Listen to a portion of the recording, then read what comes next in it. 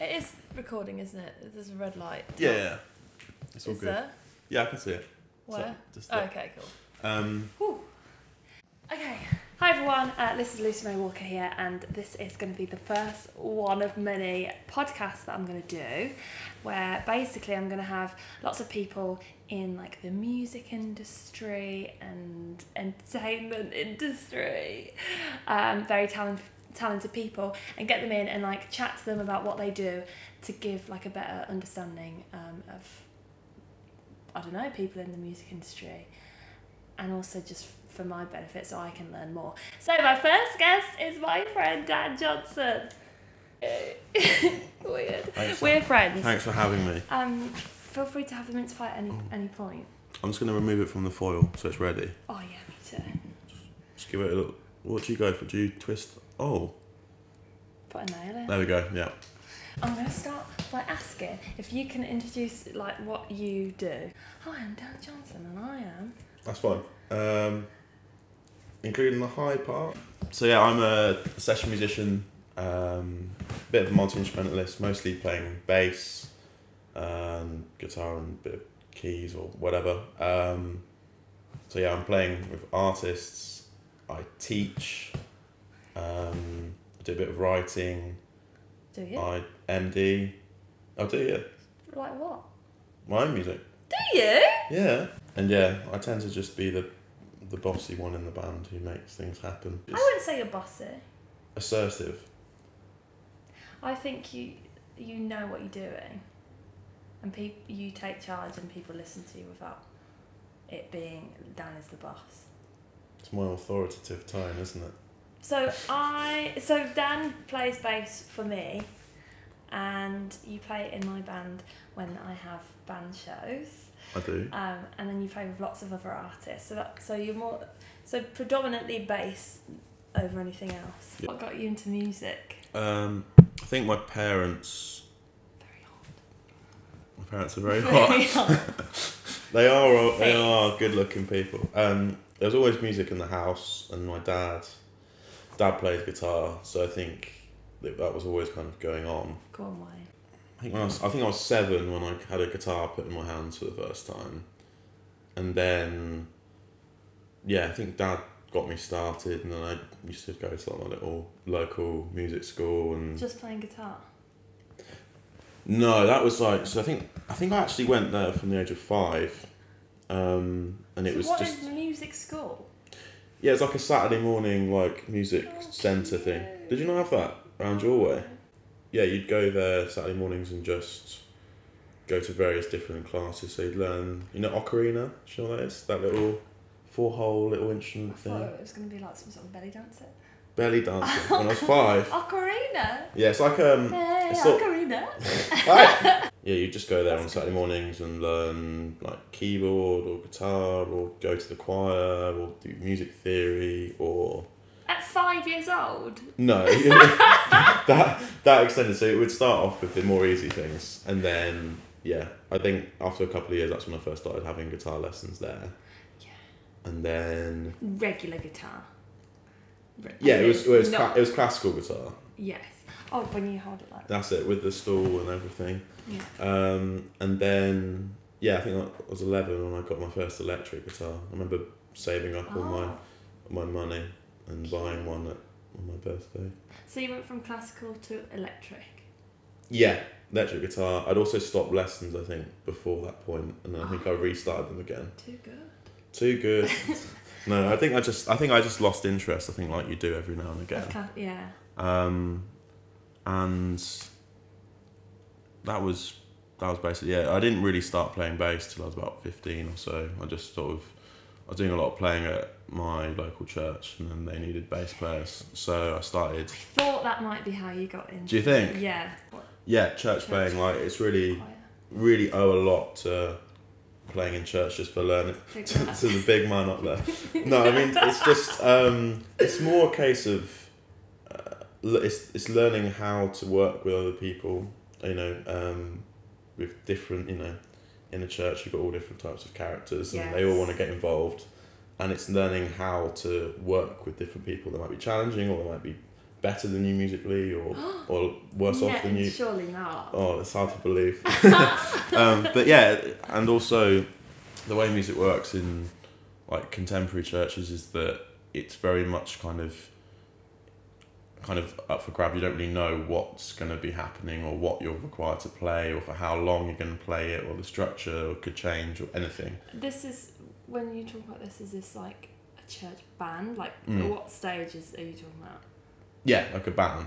Yeah, you'd be playing with a different group of musicians every week. I'd sort of be jumping between various instruments each week as well to try and plug the gaps. So I did that from the age of about 12 till I was 16. And that was really, really invaluable. And I was worried that you weren't going to talk. I'm going to talk too I don't much even now. know what my question was. Question was... No, keep going. Love it. Great.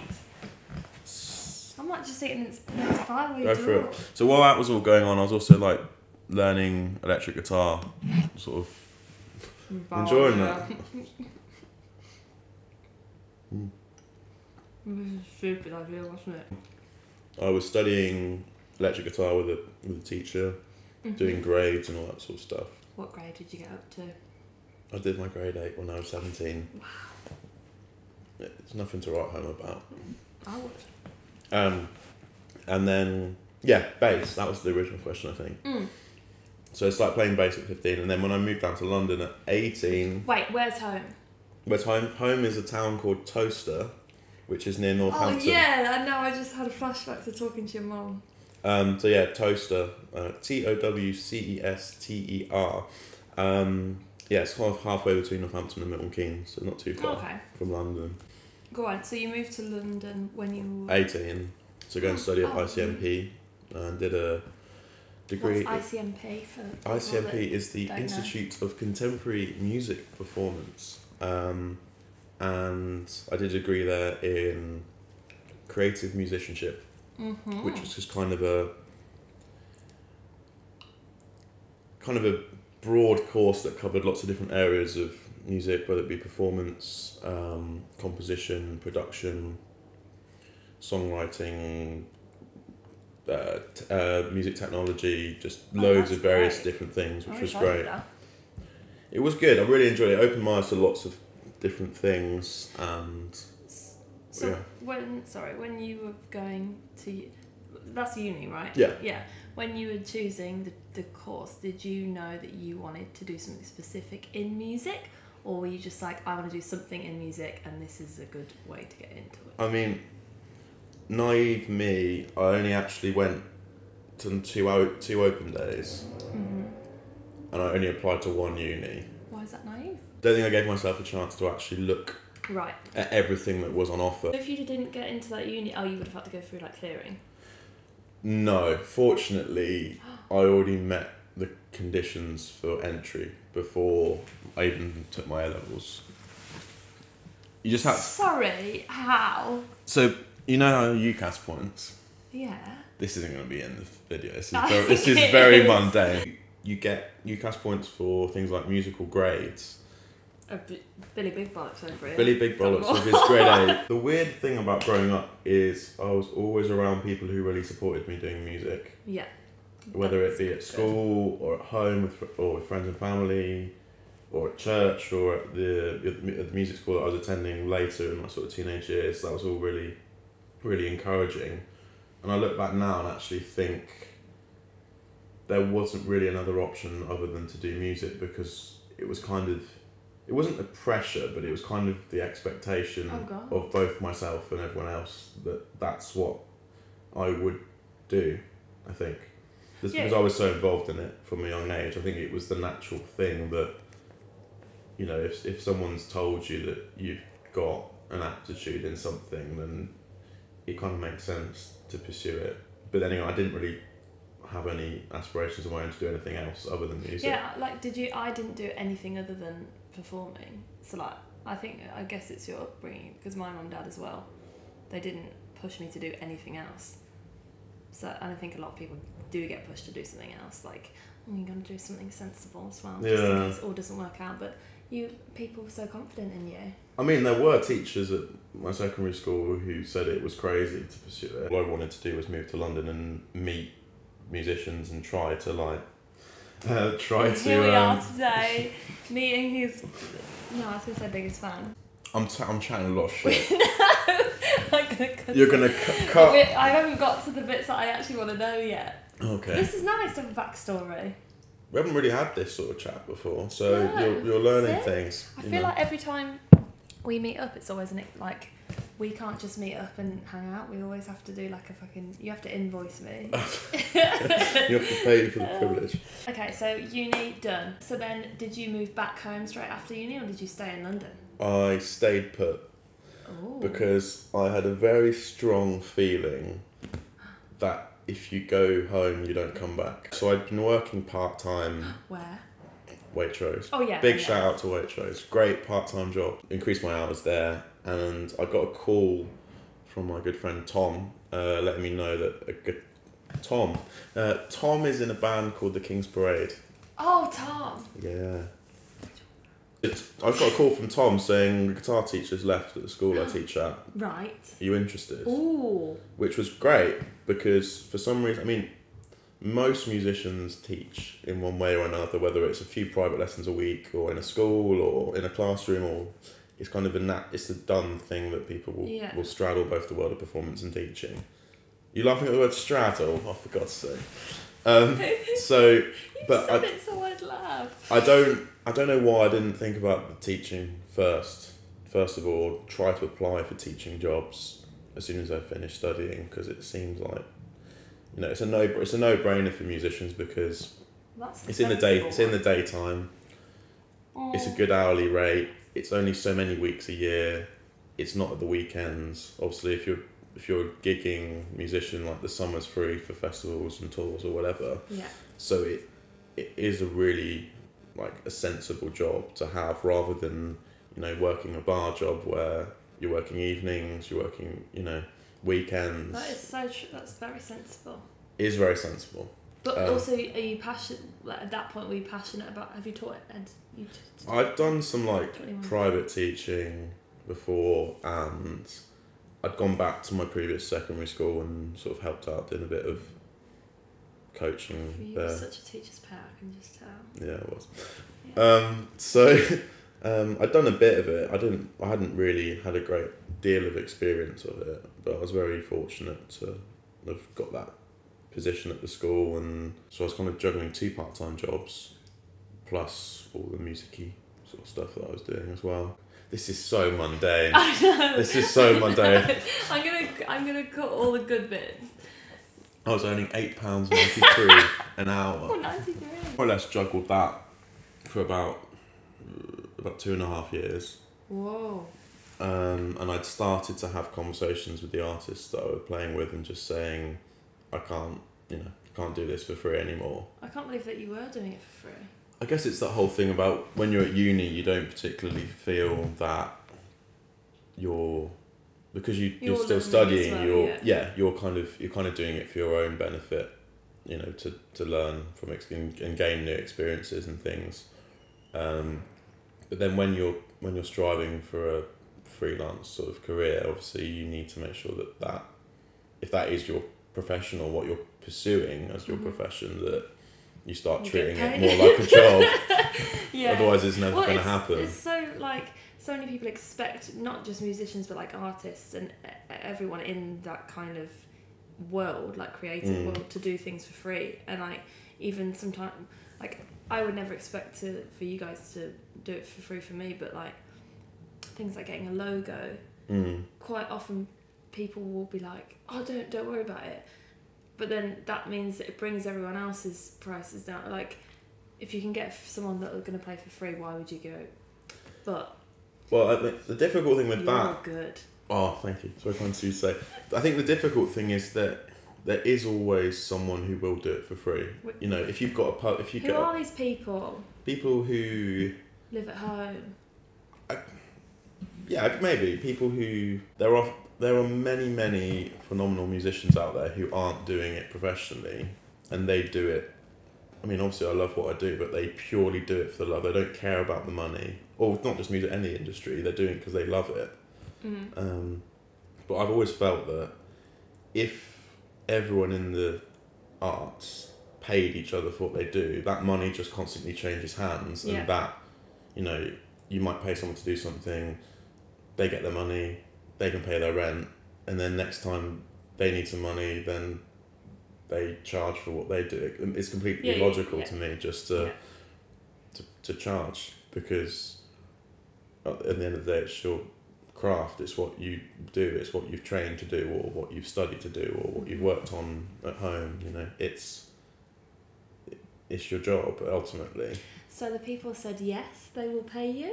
Yeah. Or did you start turning people down if I mean, it's an awkward conversation to have with people, but fortunately I've been playing with a few artists for quite some time, so that, you know, they knew kind of what my contribution was, they knew how I worked, they knew I could, you know, it was easy to, well, I like to think I'm easy to work with, or that I'm reliable, or whatever, all those sort of words. Very reliable. Oh, thank you.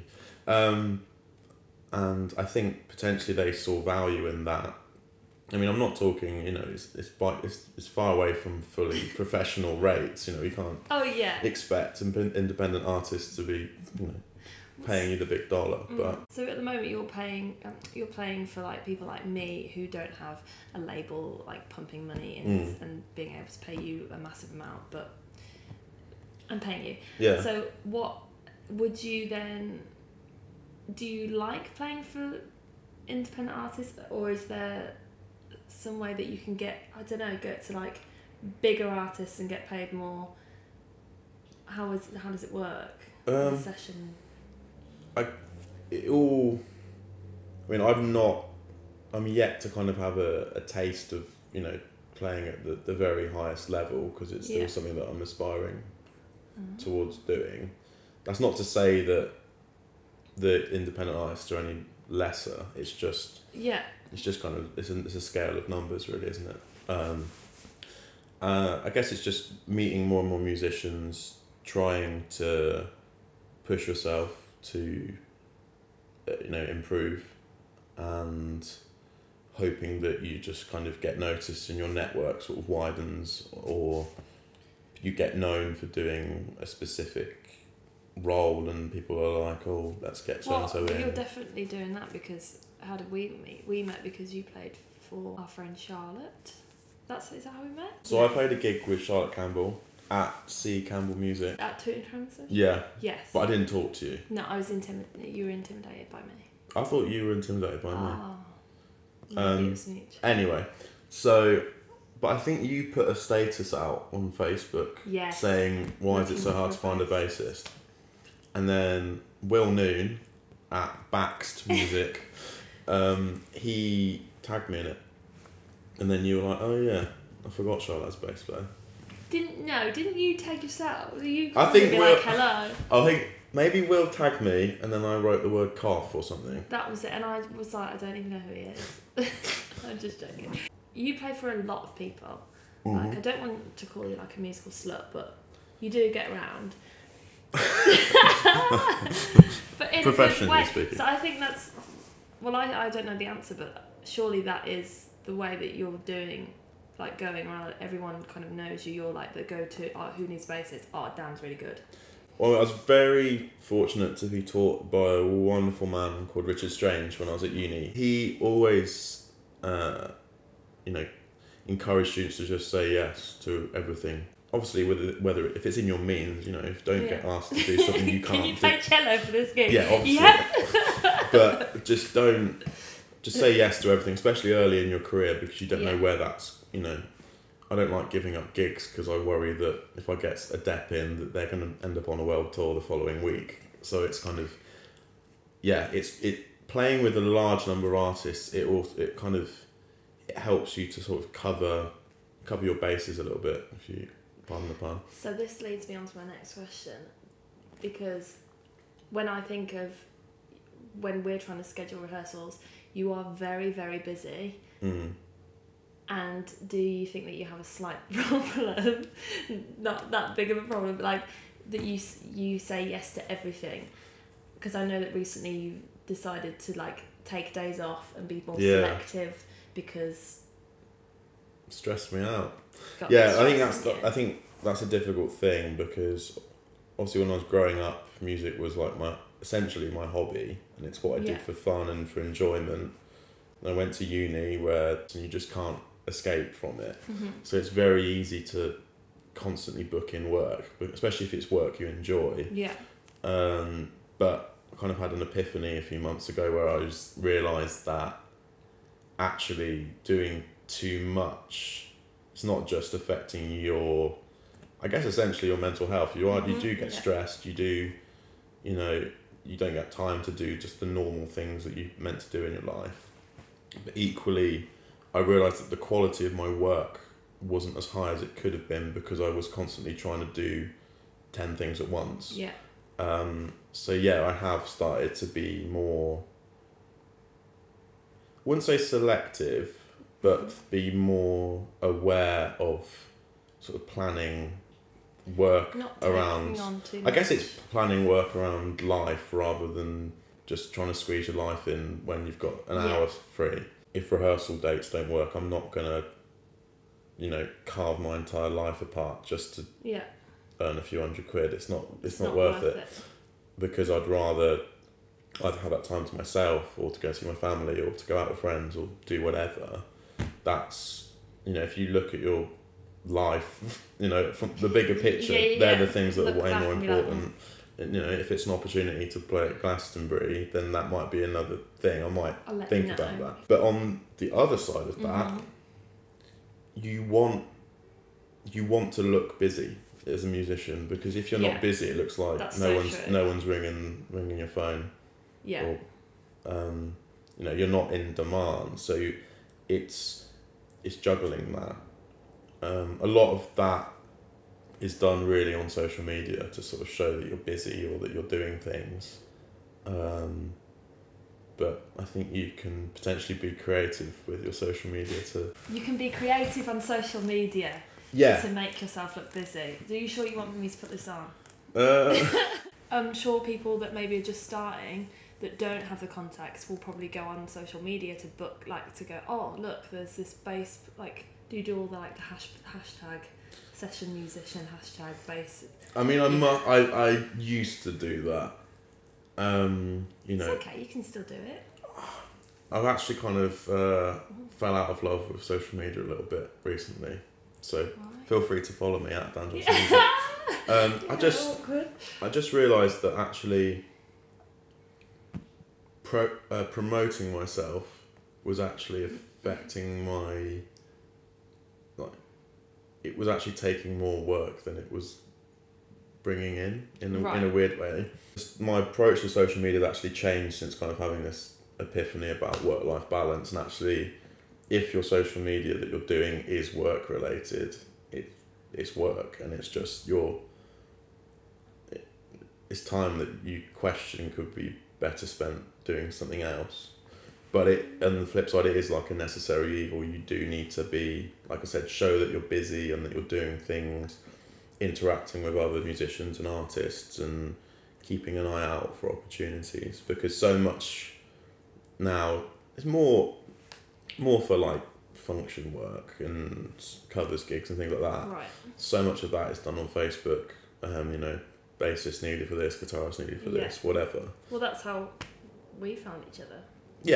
So you kind of, it's worth being on social media for that, just scouring through and being able to grab opportunities when you see them. But one bit of advice I'd have for musicians is actually react to things quickly. So if you see a gig opportunity, get in touch right that second. Don't think I'll do it later because someone else will have swooped in. If someone messages you saying, can you do this gig?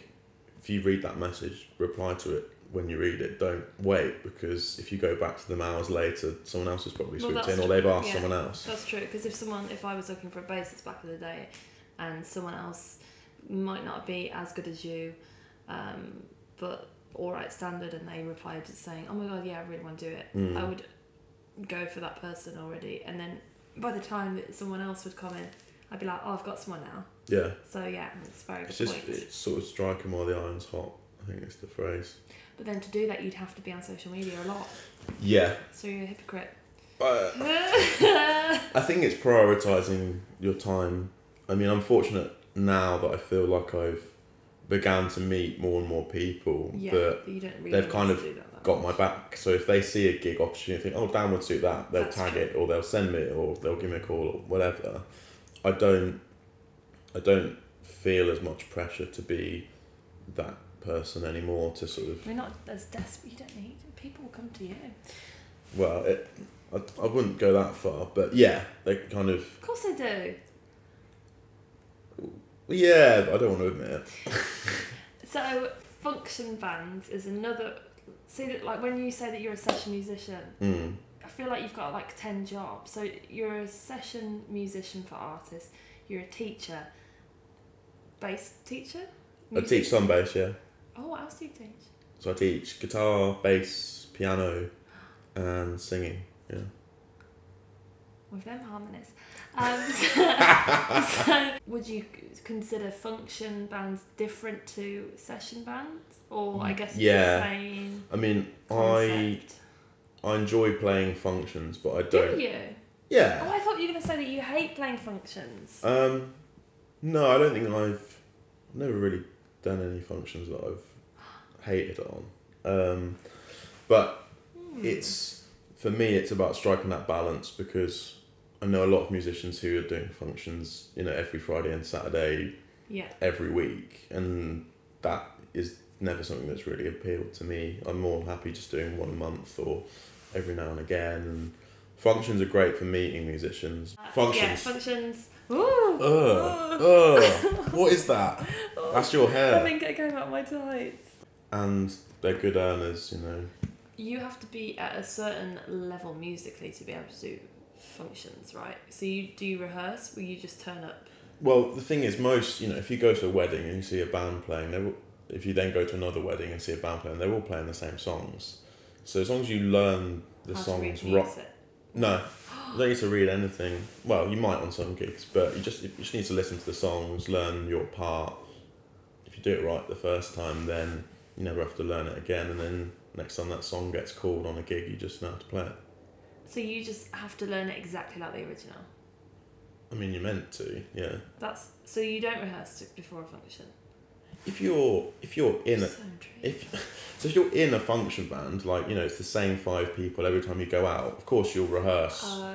Maybe at the start of the process, and then once you've got a set together, you might just go out and gig that, and then maybe have a rehearsal every now and again to learn some new songs. Right. But if you're a dep, then no. Dep, yeah. If you're a dep... That is what you do. Yeah. So I just show up. If there's any songs in the set that I'm like, could we just do a quick bit of that in the sound check or something? Oh my god.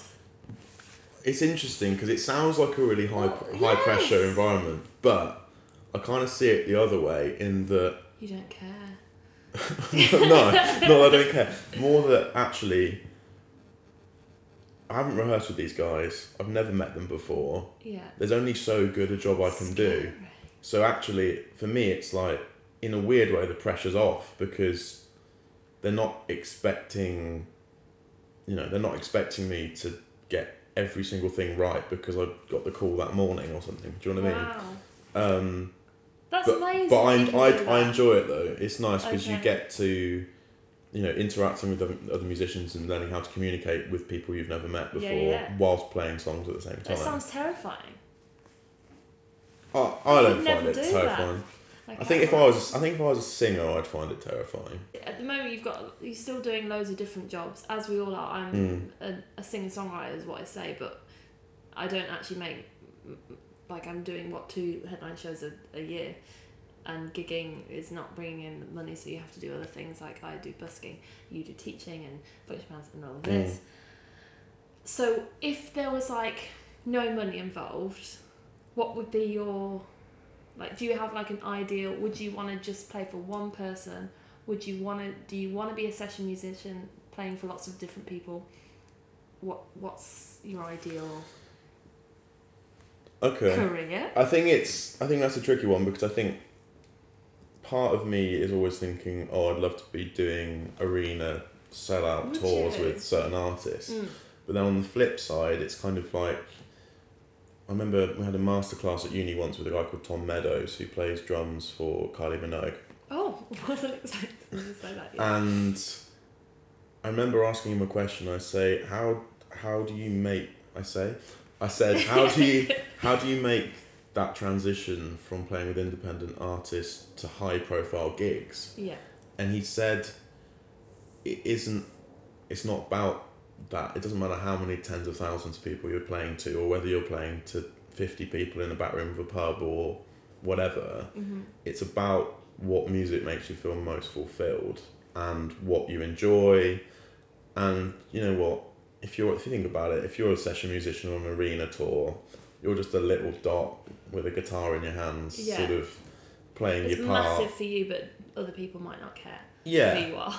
But I think also that's quite cool in a way, because you've got that anonymity. Oh, I'm going to say that. Anonymity? Is that what? I've no idea what it means. Basically, I think it's quite cool to be a session musician in those arena situations, because you're playing to, it could be 100,000 people, but you walk down the street after the gig and no one knows who you are. I think, like that. I think that's quite a cool idea. I'd have to do it to find out whether I like that. But I think the dream is actually just to sort of find an artist that you want to work with for the foreseeable. And, as long as you enjoy the music, I think that's the most important thing. So you'd want to do, like, say if you found an artist like myself and you really enjoyed. Do you like playing for me? I don't even know. Yeah, I do. Of course I do. I don't know. Pays the bills, doesn't it? Well, not very many of them. It pays a small proportion of the bills. If say you were like, let's say for instance, you played bass for me, and then I then get picked up and signed. Mm. You never know. Strange things happened, and then I would sign as me, but then I'd get like musicians, and I'd try and get the same ones. Is that a nice scenario for you to be in, like just one successful? You are the bassist of Lucy May Walker. Or would you think you feel unfulfilled because you're just doing?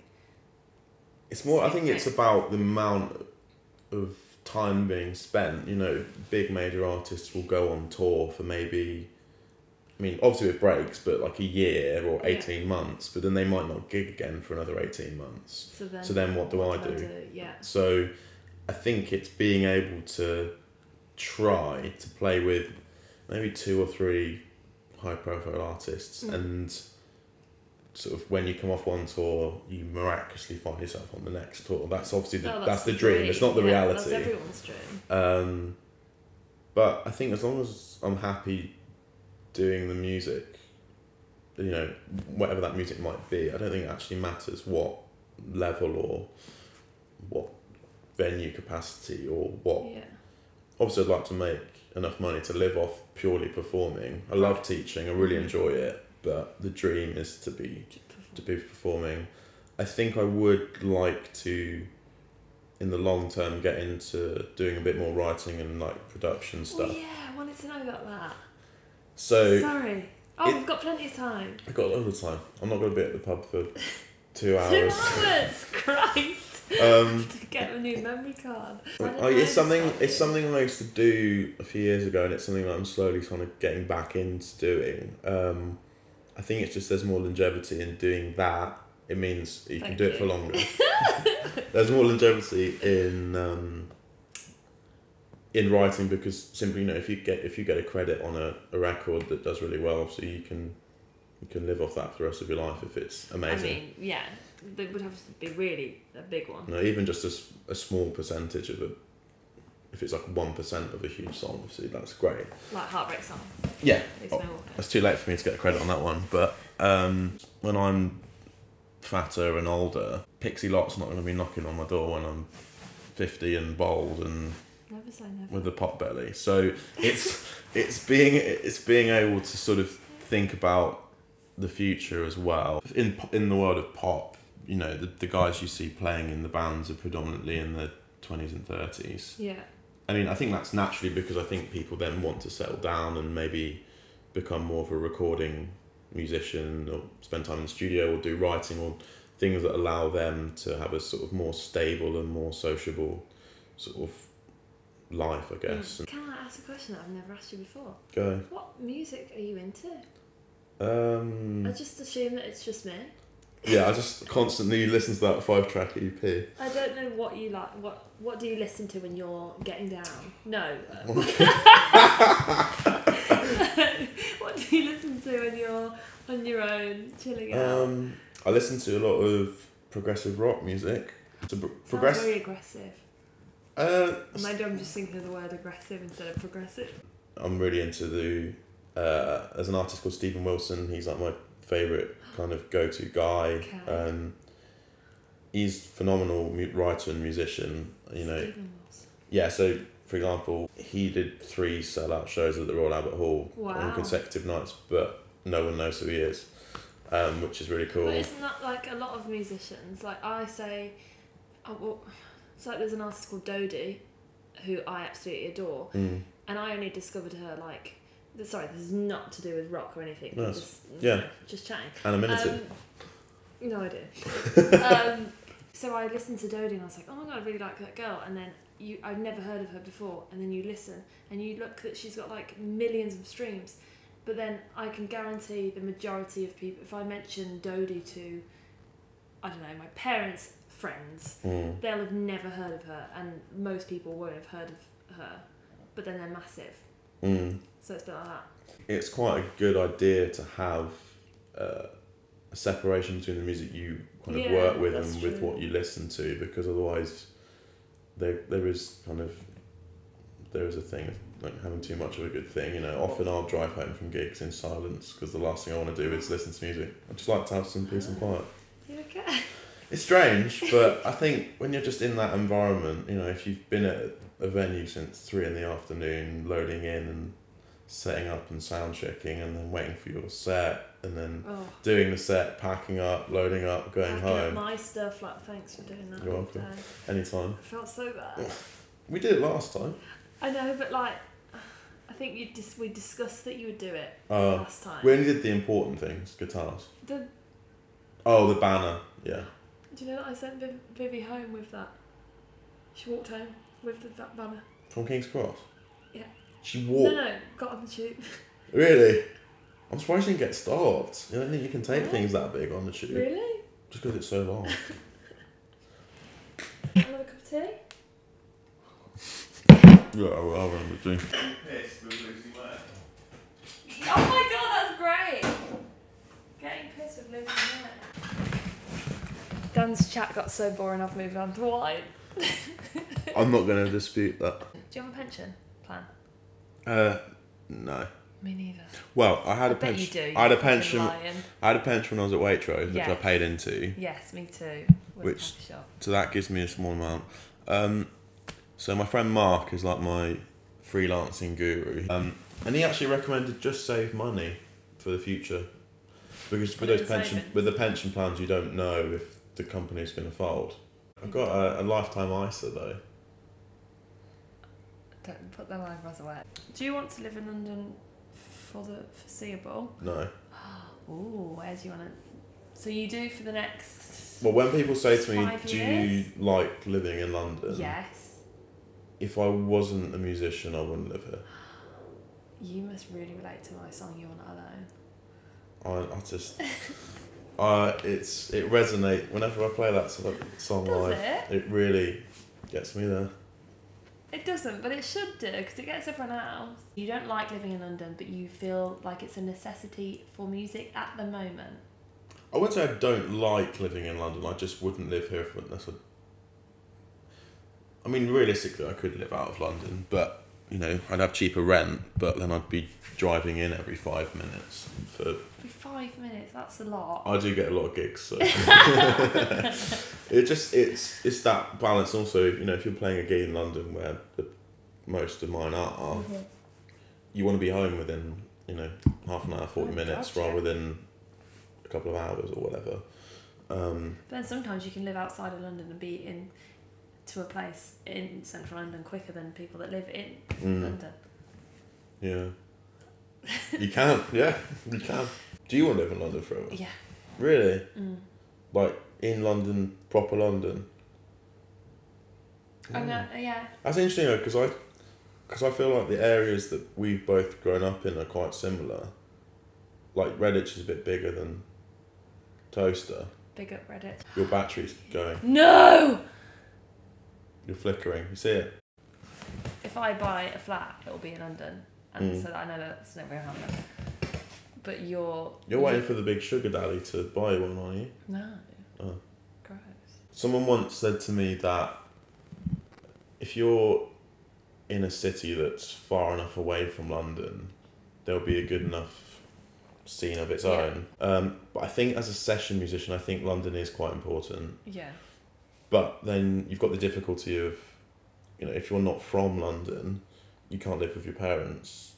You've got to be able to pay rent. Good. I don't think people should be living with their parents. All my friends back home all live at home. If they live in Redditch, all of them live still with their parents. I mean, also I wouldn't want to live with them forever, but I'd entertain the idea of it if it meant I could save a lot of money.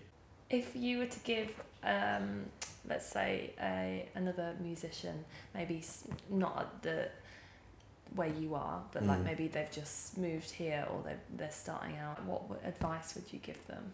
I would... To be as successful as you. Oh, I don't know if I'm a particularly good role model for success, You but... are! You're doing music full time. Yeah, I guess so. Okay, yeah, I am. I don't give myself enough credit. Backing vocals, that's a really important one because they're cutting costs in bands and stuff, and they would rather get people who can play and sing rather than just get singers in.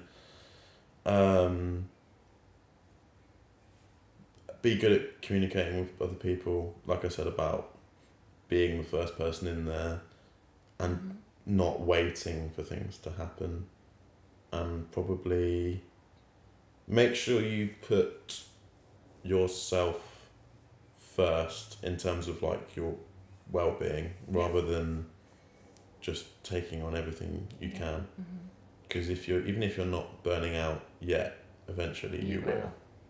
I would give advice, well, what you're doing anyway, but you probably don't realise that you're doing, is keep very good relationships with the people that you work with, because you're very easy to work with, you're a nice person, and I'd much rather, even if I found another bassist that was even better than you, which is impossible, I would rather, but if I didn't get on with the person, I'd much rather work with someone that I get on with, like, on a friendship level. Although I don't know if it's a good idea to... don't know if we're doing the right thing being friends and... I think it's fine. It's just knowing... I think when you have a conversation, if it's a challenging one, you just ensure that you're both good enough friends that you can separate the work from the personal stuff. Yeah, like we'll have rehearsals and, you might ask me to change a chord and I might be a bit funny about it. But then as soon as we get out of rehearsals, I'm like, hey, Dan, let's go for a pint. Yeah, I think actually, like you said about your character and how you carry yourself, it sometimes can speak more volumes than actually your ability. Because I don't know if you're a good bassist. I know that sounds ridiculous. You just said there's no one better than me. Or, I assume that you're good. But my musical knowledge I can't tell that you're good. Sounds awful. I understand that. I'd probably know if you're bad. The thing is, I think most musicians are quite self-deprecating, so they're always going to think there's always someone better than them, and that's why most musicians have an urge to sort of practice. I mean, I always have the urge to practice. Whether I actually do practice is another thing, but it's constantly, you kind of feel like you need to continually up your game in order to kind of keep the work coming in or whatever. I have a question. Go. Do you have an idol musician or like bassist, like who's like the guy like you want to be, or girl? Or sorry, when I used to know a lot of female bassists. I know a couple. But anyway, there's a man called John Mitchell who's always been my sort of, if I could be him, I'd be very happy. He's again relatively unknown. He works in the progressive rock genre. He plays with quite a few different bands, but he also produces. He's produced for Yumi at 6 and Enter Shikari and sort of things like that. And then he goes on touring. No, that's Friends. Enter Shikari has that song where there's a clap, right? I don't know.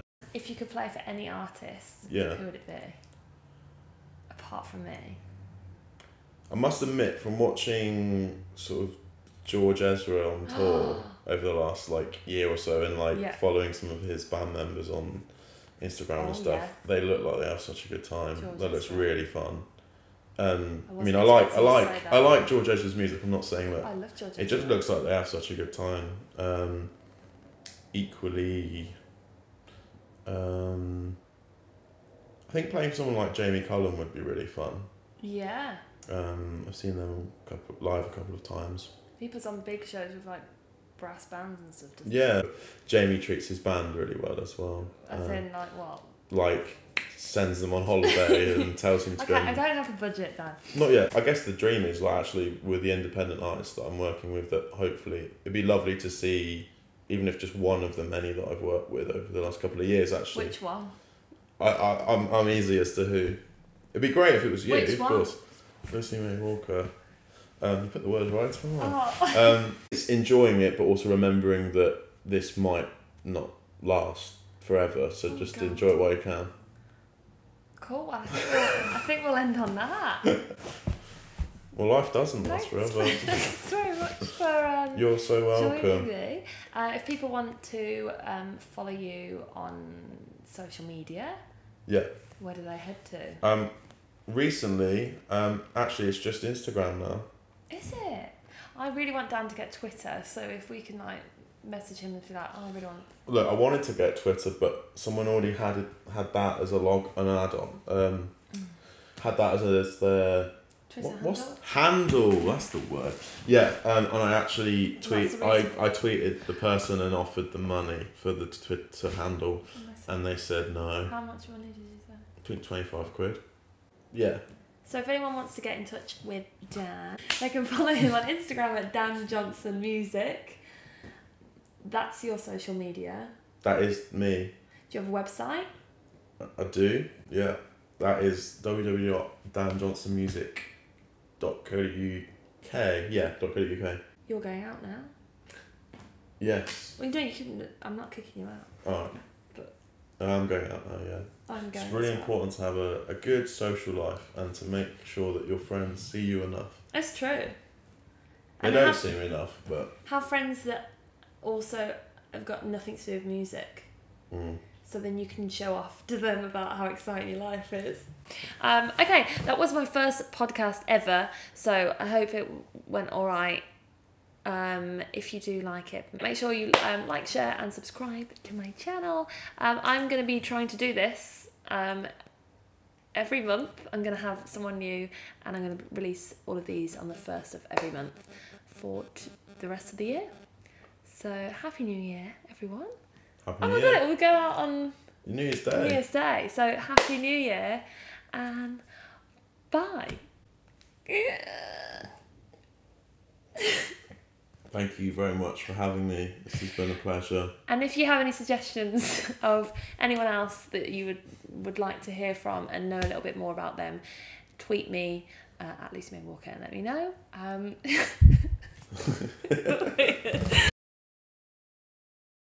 That's going to be a long edit. I got 2 B's and a D, so it could have been worse. What's the D in? Business studies. Don't laugh because I said the D. So I'm just thinking that this podcast is going to be about 3 hours long and it's all going to be about